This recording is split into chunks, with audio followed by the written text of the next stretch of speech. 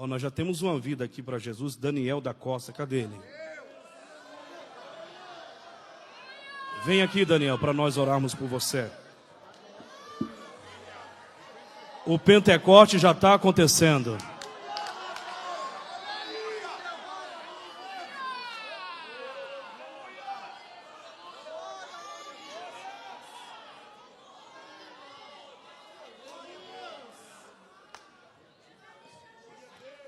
Aproveitar o ensejo, além do Daniel, agora no começo, tem mais alguém que também deseja voltar para casa? Deus, se tiver, desprende do teu lugar e aproveita e vem aqui na frente que nós vamos orar por você. Tem mais alguém? Olha aí, ó.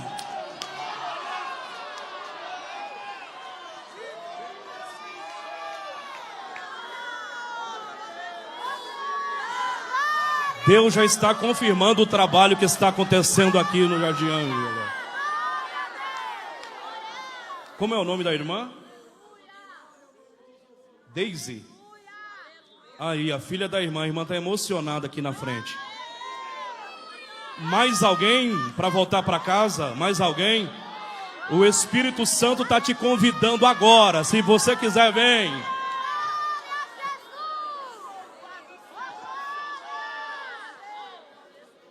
Com as mãos estendidas para cá, vamos orar por essas duas vidas que estão voltando para a casa do Pai. Eu estou orando porque eu tenho a permissão do pastor da igreja para orar. Então vamos orar pela vida dos nossos irmãos que estão voltando para a casa do Pai.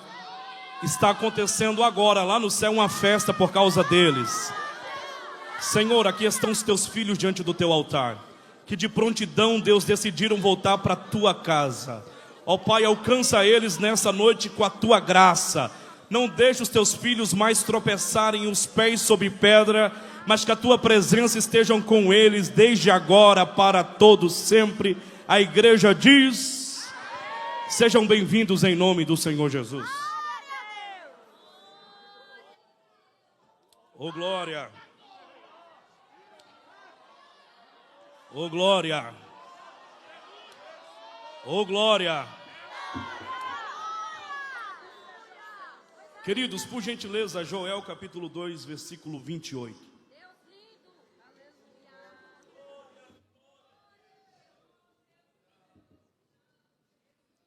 Livro do profeta Joel, capítulo 2, versículo 28.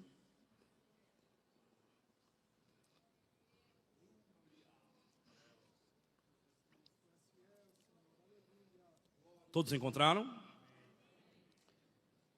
E depois derramarei o meu espírito sobre toda a carne. Os vossos filhos e as vossas filhas profetizarão.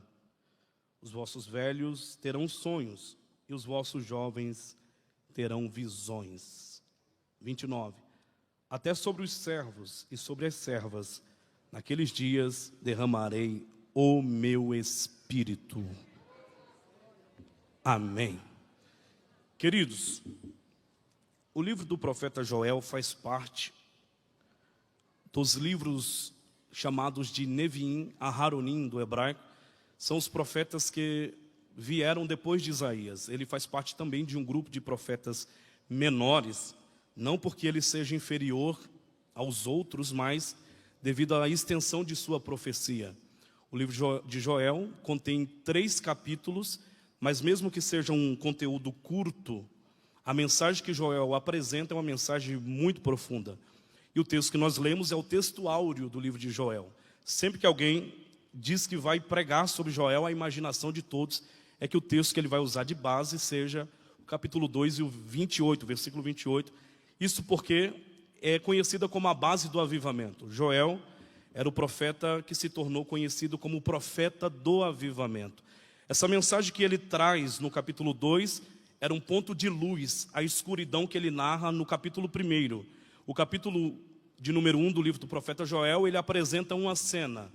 E a cena que Joel pinta é uma cena de um caos que estava acontecendo nos seus dias. Ele diz que não havia chuva sobre a terra, o produto da oliveira havia mentido, não havia vinho, nem azeite, não havia cereais, não havia ofertas nem de oblação, nem de libação, não havia oferta líquida e nem sólida no templo, devido ao fato que Deus cerrou os céus. Não havia chuva nos dias de Joel, e ele apresenta um cenário tenebroso, caótico, e convida aos sacerdotes a clamarem a Deus, porque talvez orando, clamando, gemendo, eles encontrariam a resposta do Senhor. Então, dentro dessa cena do capítulo 1, há um contraste, porque no capítulo 1, Joel parece que não tem esperança, ele não apresenta uma mensagem de esperança. Mas quando chega no capítulo 2, ele diz, o versículo 28, que depois disso derramarei o meu espírito sobre toda a carne. Era como se ele estivesse trazendo esperança para um povo que estivesse vivendo em escuridão, em trevas. E é exatamente essa mensagem que Joel está transmitindo para a comunidade dos seus dias, respinga na igreja do século 21. O capítulo 1 de Joel só estava acontecendo devido a uma quebra de aliança. Toda essa cena que Joel narra no capítulo 1, Deus já havia dito no segundo livro das Crônicas, no capítulo 7, Deus disse a Salomão que no dia que o povo virasse as costas para ele, ele iria permitir isso. Ele disse a Salomão, versículo 13 do capítulo 7, do segundo livro das Crônicas, que cerraria os céus e fariam com que não chovesse naqueles dias. Deus diz, eu também enviarei sobre a terra gafanhotos e mandarei uma praga sobre eles. Salomão se preocupa e diz, Senhor, e aí acabou para o teu povo? Ele diz, não, se esse povo, que se chama pelo meu nome, se humilhar e orar e buscar a minha face e se converter dos maus caminhos, eu, o Senhor, ouvirei do céu, perdoarei o seu pecado e sararei a sua terra. Percebam, Deus e Salomão fez um pacto aqui no segundo livro das Crônicas, que não poderia ser quebrado. E o pacto começa quando Salomão apresenta para Deus o trabalho das suas mãos, que era o templo. Todos sabem que era o desejo do coração de Davi construir um templo para Deus.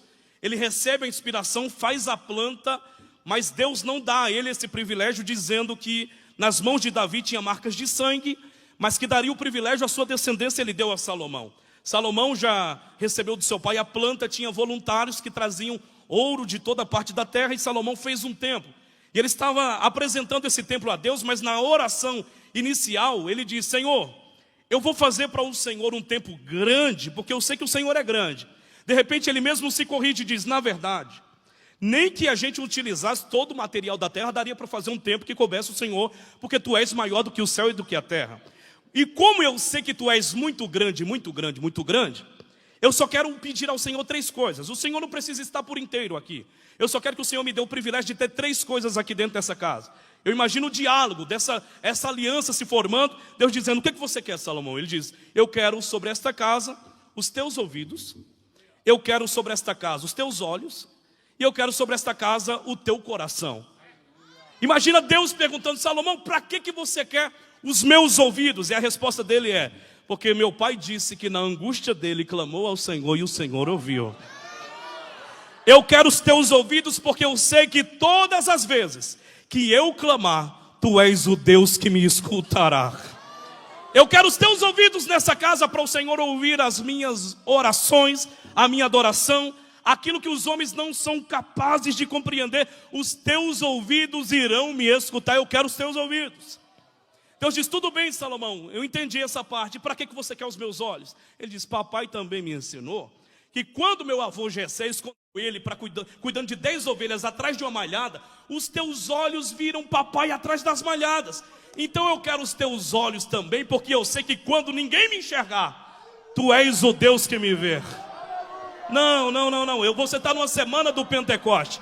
Eu vim pregar para vocês nessa noite que os ouvidos de Deus estão nesta casa e os olhos de Deus estão contemplando a cada um dos que vieram para adorar o nome dele. Não dá para admitir você voltar para casa sabendo que os ouvidos de Deus estão postos aqui nessa casa e até agora você não tem abrido a boca para dar um glória ao nome do Senhor. Não fala nada não, olha para a esquerda e direita, vê se ele está com um cara que veio adorar ao nome do Senhor Jesus. Deus fala, e para que o coração? Ele diz, essa resposta deixa que teu filho dará. Jesus diz, onde está o teu coração, ali está o teu tesouro. Então se ele estava pedindo o coração de Deus na casa, ele estava pedindo Deus por inteiro. Era a sabedoria de Salomão manifesta. Ele diz, Senhor, eu só te peço isso, fala comigo. Ele entrega o templo, entrega a casa terminada, o templo estava terminado. Agora imagina o Salomão, porque o texto diz que caiu uma glória tão pesada, que quem estava dentro não conseguia sair, e quem estava fora não conseguia entrar. Salomão olhava, eu imagino na cena de hoje, Salomão olhando e dizendo, Senhor, usa um vaso para falar comigo se gostou da obra ou não. Imagina o Salomão, e a glória de Deus caindo, e ele, e aí Deus, e a pintura, gostou? Como que... E Deus não falava, e a glória tomando lugar. De repente o texto diz, e acabou o culto. Quando Salomão voltou para casa, o Senhor apareceu para Salomão. Eu aprendi, pastor Marco, tem coisas que Deus fala no culto. Só que tem outras que Ele só fala no oculto. Tem coisas que Deus fala com você no culto. Mas tem outras que Ele decide falar com você no oculto, quando ninguém está. No teu quarto fechado, Ele fala. Ele desceu e disse, Salomão, eu recebi o trabalho das tuas mãos. A partir de hoje eu estou consagrando esta casa, o lugar onde eu colocarei a planta dos meus pés. A partir de hoje os meus ouvidos estarão postos nesse lugar, os meus olhos e o meu coração estarão aqui. Porém, avisa para esse povo que dedicou essa casa para mim, que eu não falto no culto. Diga para eles não virarem as costas para mim. Porque no dia que esse povo virar as costas, eu vou permitir que não chova.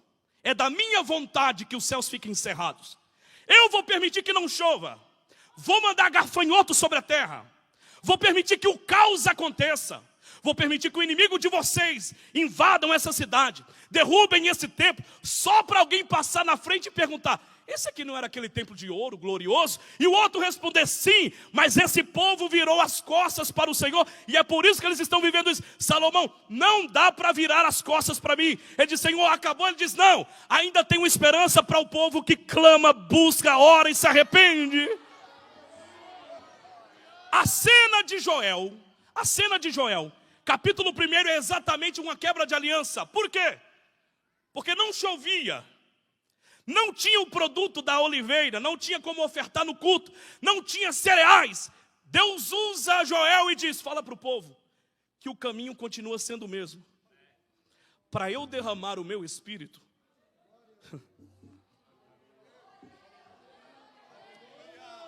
fala para eles que eles têm que voltar para mim. Gente, pega isso aqui pelo amor de Deus. A palavra voltar em hebraico é shuv, que vem da mesma raiz de techuvá. Para nós em português e cristão, nós falamos, o irmão precisa converter. No judaísmo diz assim, você precisa fazer techuvá. Agora, o que é techuvá? Techuvá é retornar. Essa mentalidade de fazer o retorno é exatamente porque a palavra pecar é errar o caminho.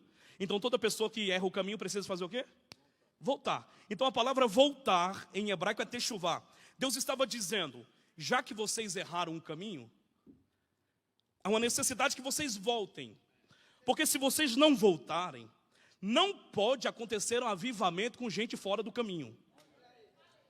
Não existe avivamento se a igreja não estiver no centro da vontade de Deus. Não pode ter um Pentecostes se a gente não tiver a mentalidade que tem que voltar para o Senhor. Eles erraram o alvo. Eles saíram do trilho. Eles se perderam no caminho. Deus estava dizendo, quer sentir poder de novo? Quer sentir a mesma glória que desceu no tempo de Salomão? Volta. Retorna. Oh, eu estou sentindo Jesus aqui nesse culto. Oriosvaldo, eu queria pular aqui, mas como está chegando a semana do carnaval, eu queria dar uma puladinha aqui e depois ir dar uma pulada. Não, tem que voltar para ele por inteiro. Deus não te divide. Oh, eu estou sentindo graça para pregar. O Senhor não divide você com o mundo. Não dá para pular no Pentecoste e pular na escola de samba. Não dá para levantar a bandeira do Evangelho e a bandeira do carnaval. Quem dança na carne não dança no Espírito. Mas eu estou pregando para uma igreja que veio para bailar no Espírito. Quem está comigo, deixa eu ver.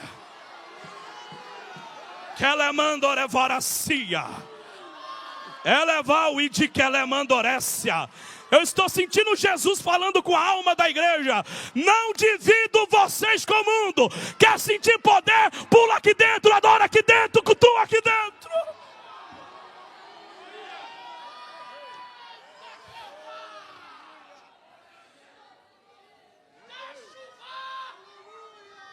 Elevacio e de que elevar-se. Eu estou sentindo uma comunhão aqui. Jesus vai te trazer de volta, nem que seja segurando pela tua gravata, mas Ele vai te trazer. Ele vai te trazer de volta, nem que seja segurando no teu coque, mas Ele vai te trazer. Ele não te troca por ninguém. Ele não abre mão de você. Quer sentir dessa graça? Vem, vem, vem.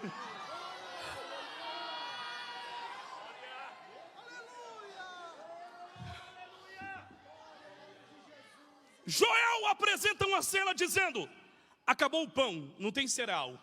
Acabou o cereal. Acabou o vinho e já não há alegria no meio do povo. E acabou o azeite, está no texto. Uma igreja que sai da rota não tem pão. Uma igreja que sai da rota não tem motivação, não tem alegria.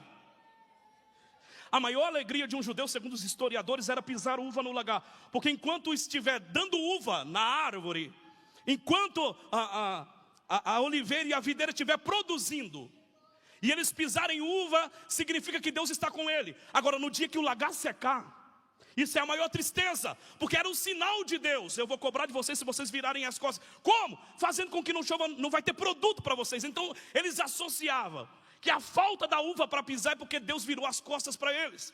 Eles não têm alegria para cultuar. Não tem azeite, o azeite era para alimentar a menorá, porque Deus disse a Moisés: Moisés, traga o azeite batido da primeira prensa. Por que tem que ser o azeite da primeira prensa? Porque o azeite que o povo entregava para Deus, eles faziam uma forma diferente. Eles pegavam o azeite da primeira prensa, Vaguinho, batia, e o que era bom para eles, eles alimentavam a casa. Quando sobrava lá para a terceira prensa, que já misturava o azeite com resíduo, dizia: isso aqui é para Deus. Aí Deus falou assim: não, vou inverter a ordem. Fala para ele que o primeiro da prensa. Por que o azeite não pode ter resíduo, pastor William? Não pode ter resíduo porque a lâmpada que tem azeite com resíduo, o fogo oscila.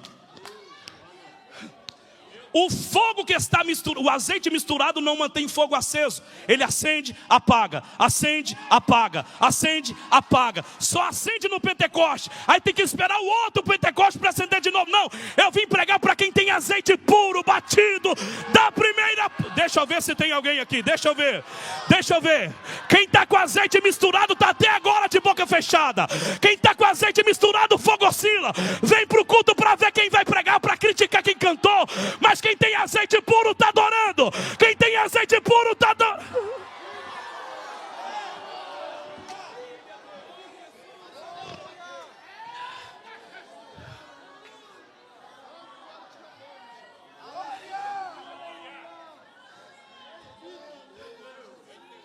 Joel avisa para eles que se eles voltarem, eu vou restituir. Vou devolver o trigo, o mosto e o óleo. Eu devolvo com uma condição: que eles se convertam. Senhor, mas o Senhor já viu que na praça está todo mundo rasgando as vestes? Não estou falando de exposição. Estou falando de rasgar o coração.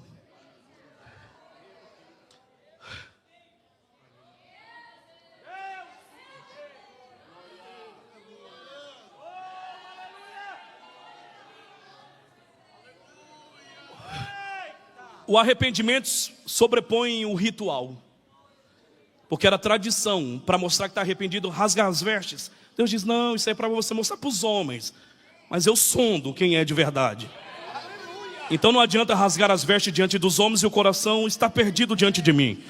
Então faz o contrário, fica vestido, mas rasga o coração na minha presença.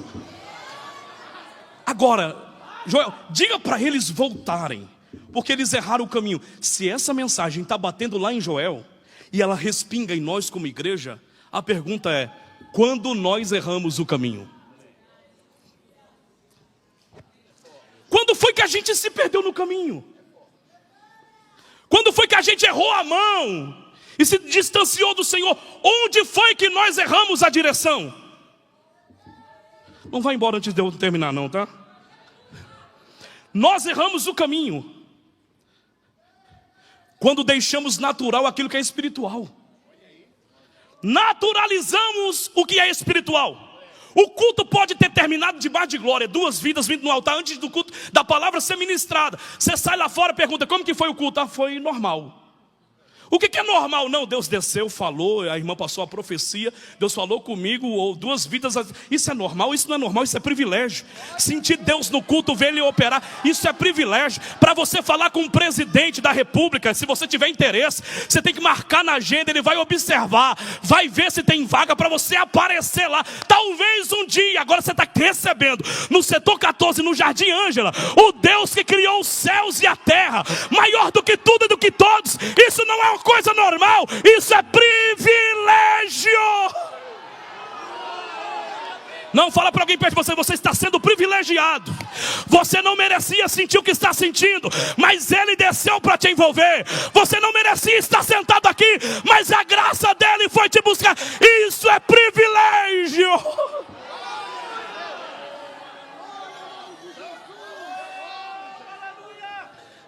Quando que nós erramos o caminho? Quando começamos a endeusar aquilo que é natural. É o oposto. Naturalizar o que é espiritual, endeusar o que é humano. Se o pregador destaca, eita, ele é o cara. Não, não tem o cara aqui. O cara está lá no mundo. Aqui dentro o cara é Jesus. Aqui dentro ninguém é bom se ele não usar. Todo mundo é só um instrumento. Se ele não te dedilhar, não sai som nenhum. Se ele não soprar, não sai barulho algum. Nós só estamos aqui servindo a Ele porque essa graça é que está fluindo. Sem Ele nada podeis fazer.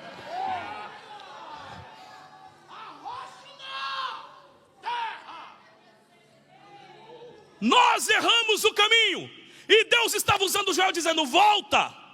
Só que a expressão que nós lemos aqui, que é o versículo 28. Ele diz... E depois disto, e há de ser que depois, derramarei o meu espírito sobre toda a carne. Gente, pega isso aqui pelo amor de Deus.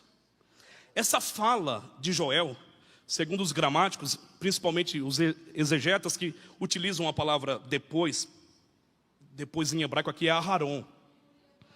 Só que Aharon não significa nos últimos dias. Essa expressão foi traduzida para tentar facilitar a ideia de Joel. Mas o texto literal está escrito, e há de ser que depois derramarei do meu espírito sobre toda a carne.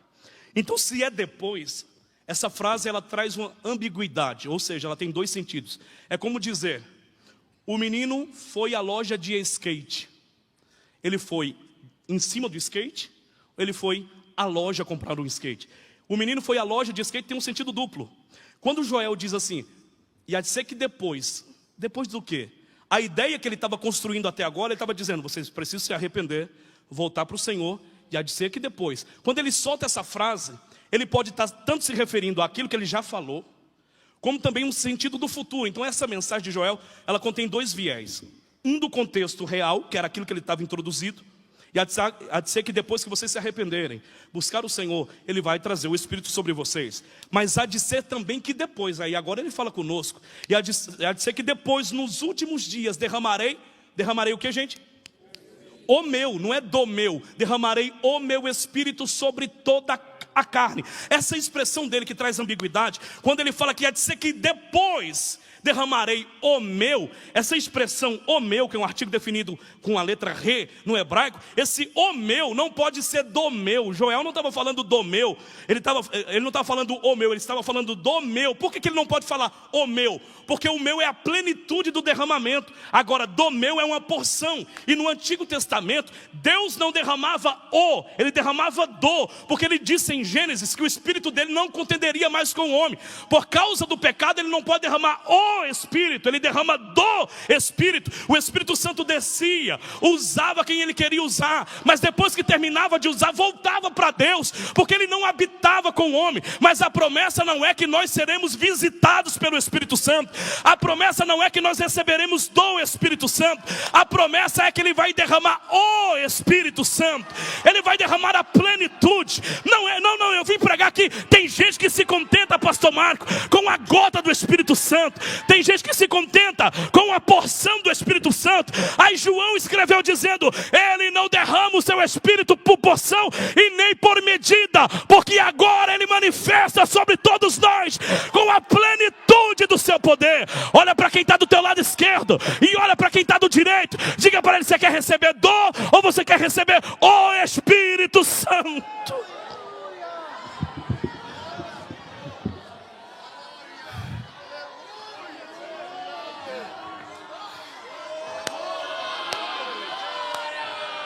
Tem alguém que quer receber dessa graça?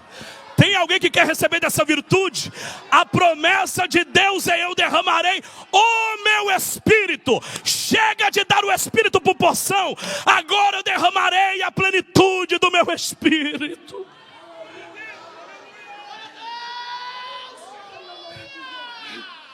Só para que você entenda. Se eu falar, com licença, pastor Maurinho, com muito respeito. Se eu falar: pastor Maurinho, toma um pouco da minha água, não quer dizer que eu estou te dando um copo. Estou dizendo: bebe do. Agora se eu falar: toma a minha. Oh, glória!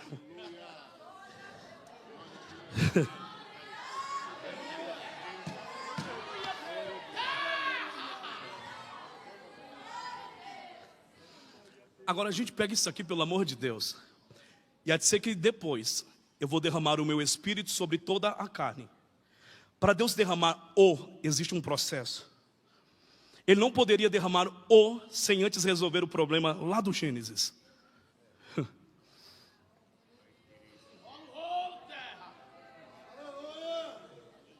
Existem alguns princípios para Deus derramar Nós estamos em uma semana do Pentecoste, você vai entender isso.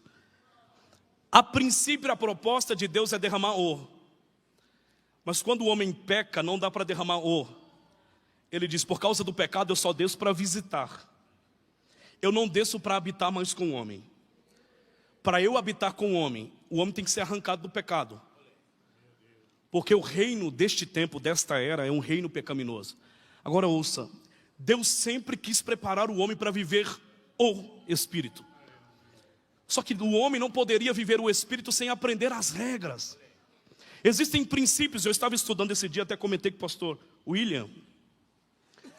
Olha a proposta de Deus de ajudar o homem a receber Deus vem a um ambiente chamado Éden, planta um jardim, no meio do jardim ele planta duas árvores.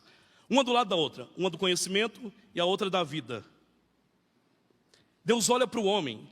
Se ele não quisesse que o homem participasse, por que ele coloca na cara? Ele colocou no meio, pastor. No meio é que ele quer que o homem veja. Ele quer que o homem perceba que ela está lá. A árvore é proibida, mas Deus coloca no meio. A pergunta é: Deus estava tentando o homem? Não, o Tiago falou que Deus não tenta ninguém. Por que Deus coloca uma árvore no meio? O homem passa todo dia por ela. E Deus falou assim: não toca, porque no dia que você tocar, certamente morrerás. O homem olha para a árvore e diz: Deus falou para não tocar, então peraí. Por que Deus coloca uma árvore no meio de um fruto proibido? Porque para viver a plenitude para o homem viver o reino de Deus, o governo de Deus, ele tem que primeiro aprender a se dominar.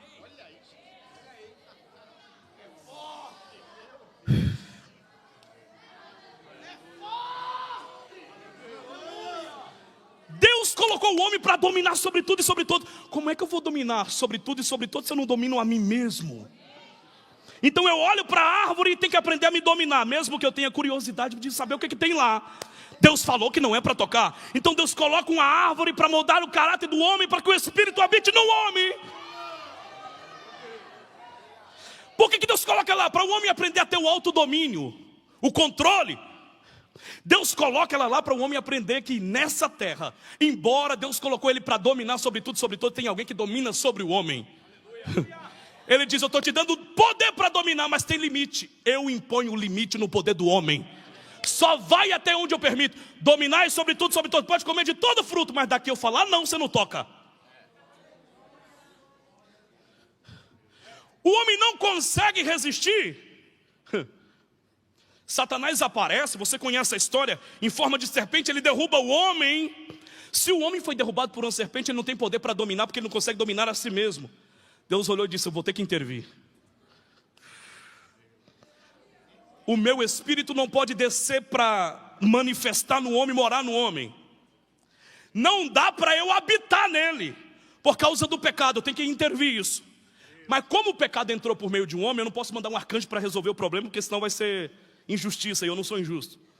Como o pecado entrou por meio de um homem, eu não posso mandar um querubim, porque também não bate a conta, não fecha. Como o pecado entrou por meio de um homem, eu tenho que mandar um homem.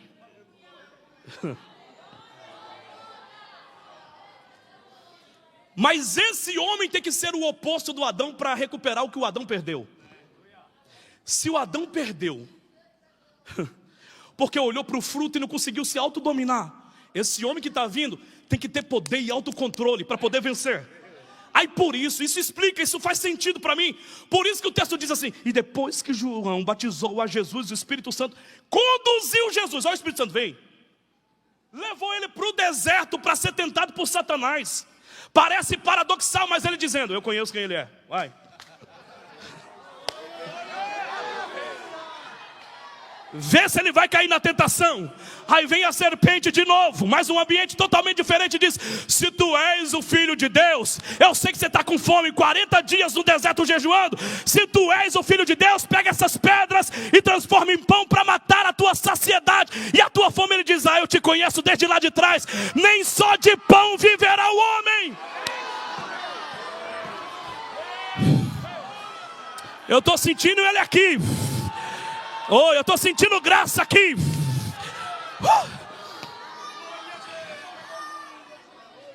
Se Adão não resistiu, tendo todas as opções de árvore para participar do fruto, não estava em jejum. Eu digo, passei 40 dias, mas eu não vim tentar ao Senhor meu Deus, porque eu aprendi. Está escrito: nem só de pão viverá o homem, mas de toda palavra que sai da boca de Deus.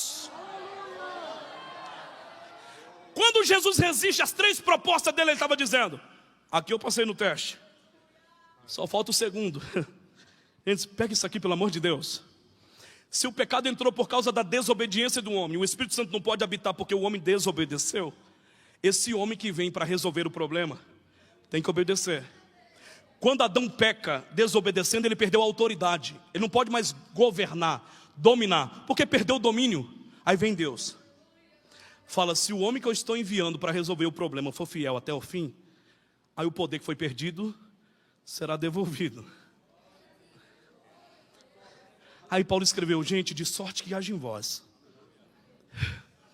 o mesmo sentimento que também houve em Cristo Jesus, que mesmo sendo Deus, a patente mais alta que existe, não teve por usurpação ser igual a Deus, mas antes vaziou-se, assumiu a forma humana, e como servo foi obediente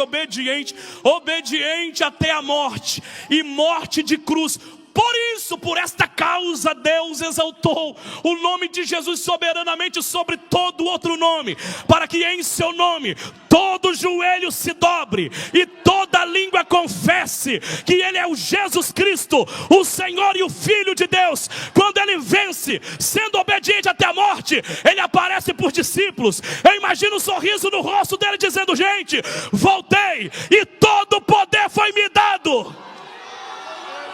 Todo o poder é me dado no céu e na terra. Se Adão passou perdendo o poder, eu digo para vocês que pela obediência o poder foi restaurado. Mas eu não sou egoísta. O poder que é em mim, eu te digo, eu te dou. Pisar em escorpiões, pisar em serpentes. Eu gosto dessa expressão. Deus não diz pisar na serpente, Ele diz pisar em serpentes. Isso é batalha espiritual. Por que não na serpente, mas sim nas serpentes?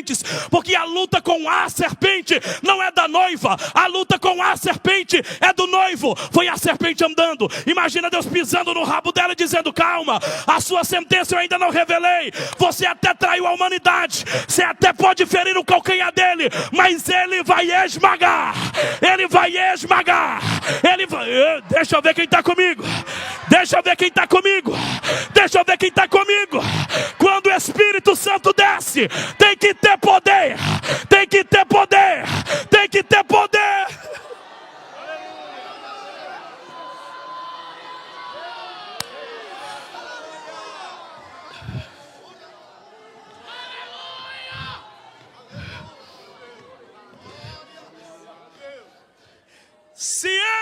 esse. Deus não derrama mais dor. E a gente pega isso. Mando que levar a cia. Eu estou sentindo uma graça tomando esse lugar. Elevar o idi que levas. Que mando levar a cia. Que levasse o idi que vas. Dera e mando que vas. Diwi e que vas. Que le é de que tote te vas. Oui e que tomando e vas. Le que tote te place. Lamada batukite menemai. Oyeme pokoto koyo. Ayano no chokete kai. Le debede do jabai. Adada kona ketotu.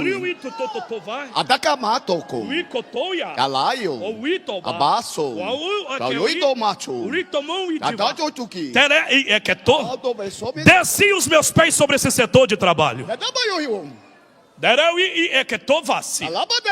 E eu me apresento como renovo no meio de vós. A minha igreja retornou na minha direção. E eu tenho me agradado. Descerei hoje à noite com o meu poder para confirmar que o culto chegou até as minhas narinas. E eu tenho me agradado. A minha presença envolve esta casa agora.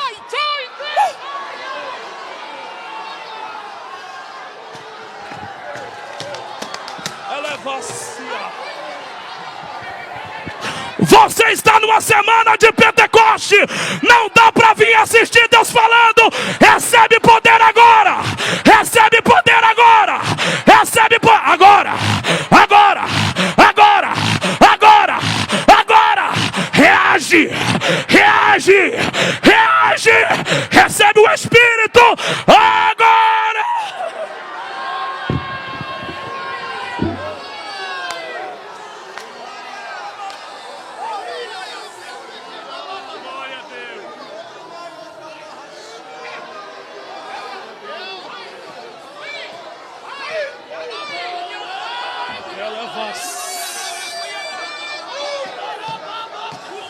Ela é baracia.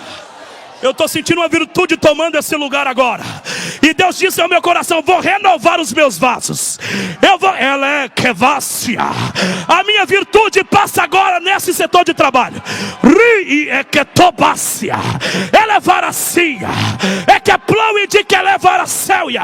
Havia uma batalha espiritual nos céus do Jardim Ângela. Mas diz o Senhor: eu quebrei para o meu mensageiro passar. A minha glória desce agora. Agora! Agora!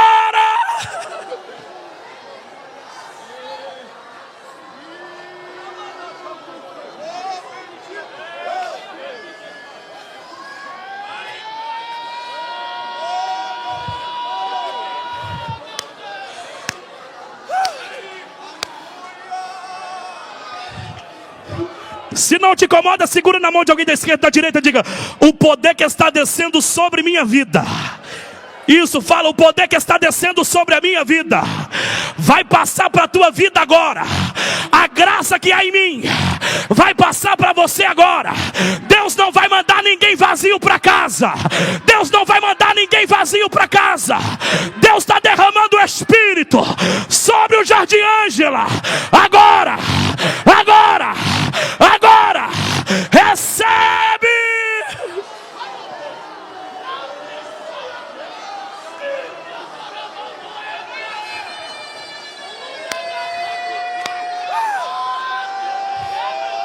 Calabaracia.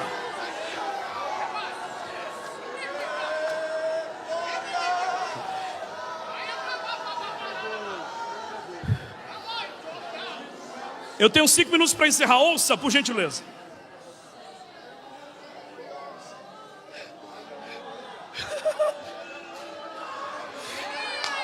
Ela é...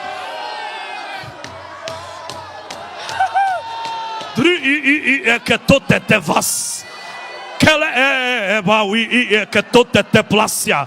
Há uma virtude tomando esse lugar agora. Eu quero ver, cadê os vasos? Eu quero ver quem é de marcha agora. Eu quero ver quem é de poder agora. Está dando falta, está sentindo falta. Está fazendo falta na igreja, pastor Marcos. Os vasos de Deus, os servos de Deus. Parece que o tempo foi passando e os vasos foram enterrando a ferramenta. O Senhor diz: o meu espírito te renova agora. Recebe.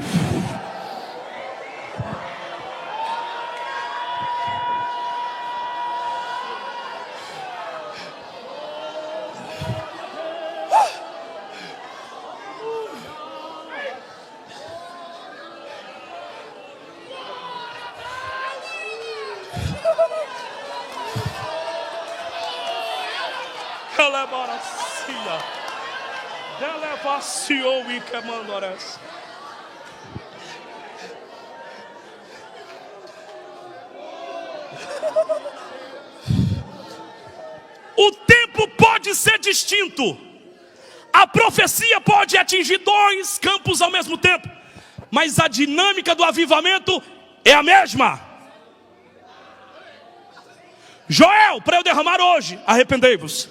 Mas avisa para eles lá no futuro que eu não mudo o caminho, é o mesmo.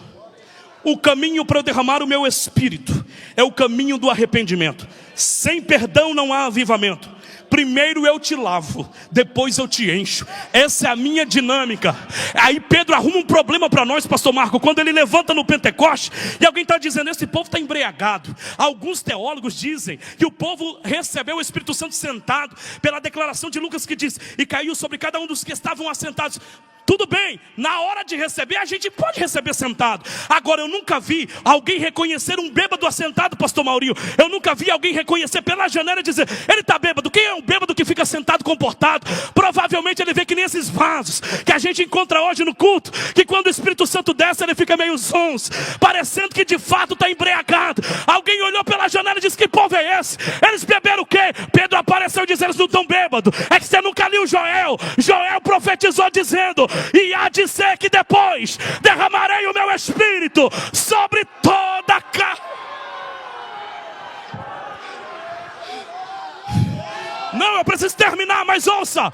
Se Pedro está dizendo que a profecia de Joel começou a cumprir em Atos 2, o problema que Pedro está trazendo é: não tem Pentecostes sem Calvário. Porque Pentecostes só acontece 50 dias depois da morte do Cordeiro Pascal. Deus não te leva para o cenáculo sem antes você dar uma passadinha no Calvário. Primeiro ele te banha, primeiro ele te lava, primeiro ele arranca as impurezas, primeiro ele arranca o teu passado. Esses traços de malandrão não cabe mais aqui. Esse teu jeito afeminado, não cabe mais aqui. Ele te limpa, ele te lava e diz: agora está pronto para receber o Espírito. Eu vim pregar hoje à noite. Se a igreja se voltar hoje à noite, haverá um derramamento nesse culto. Quem está comigo pode se colocar de pé adorando ao nome do Senhor.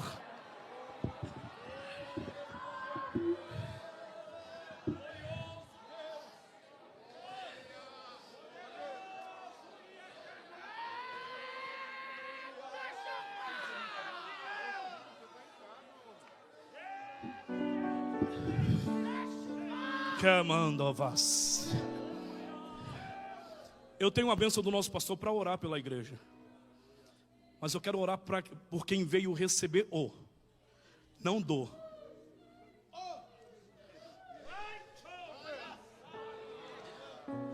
Por Deus, só o arrepio tá bom. Não, isso aí é dor. Eu vim ministrar sobre você que o Espírito Santo vai morar em você, vai habitar em você. Você quer receber dessa presença agora? Eu quero vocês em comunhão comigo agora, a igreja em comunhão, os obreiros em comunhão. O Senhor vai derramar a sua graça sobre nós. Não é porque eu estou falando, é pela palavra que foi pregada. O Senhor vai te alcançar aonde você estiver agora.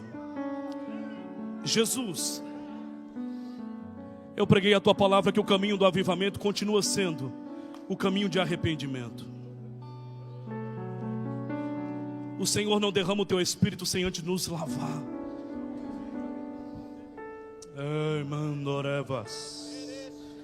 A tua palavra já nos lavou hoje à noite. O Senhor falou para Pedro: vós estáis limpos pela palavra. A palavra pregada já lavou a tua igreja, a tua noiva. Então eu só te peço agora, Deus. Isso, Jesus.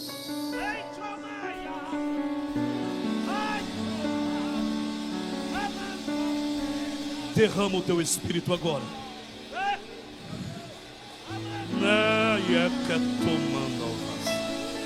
Você está pronto para ser alcançado aí por essa presença? O Senhor coloca variedade de línguas nos teus lábios. Há uma graça tomando esse ambiente de trabalho agora.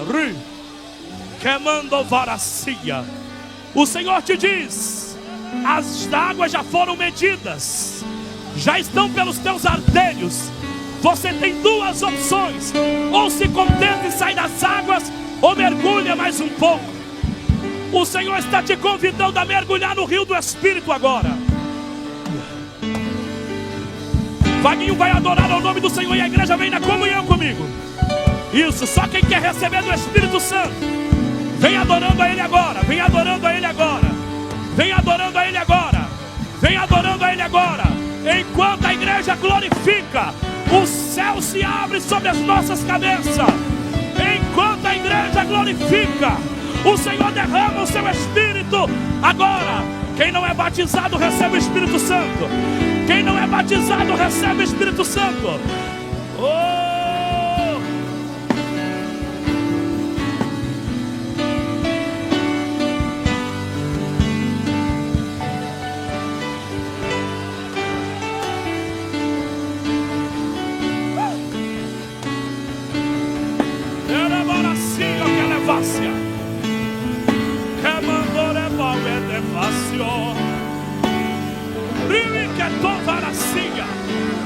Recebe dessa virtude agora.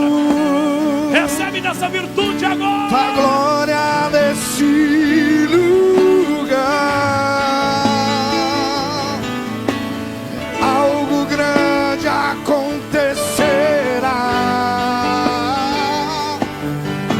Se ativa o sobrenatural.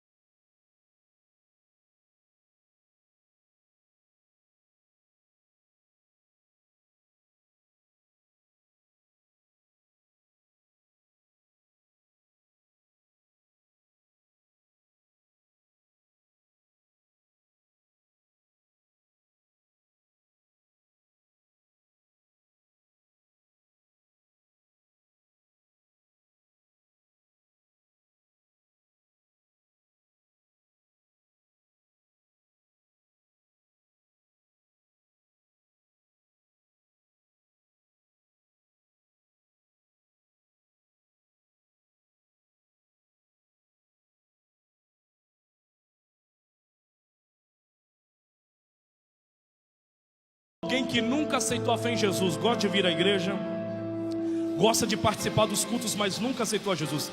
Tem alguém em nosso meio? Dá um sinal com a tua mão para eu te ver. Alguma pessoa afastada ou que nunca aceitou a fé em Jesus. Se tiver, sinaliza com a tua mão, nós iremos orar por você. Tem alguém? Se não houver, eu já retorno o microfone à direção do trabalho. Tem alguma pessoa? Todos já servem.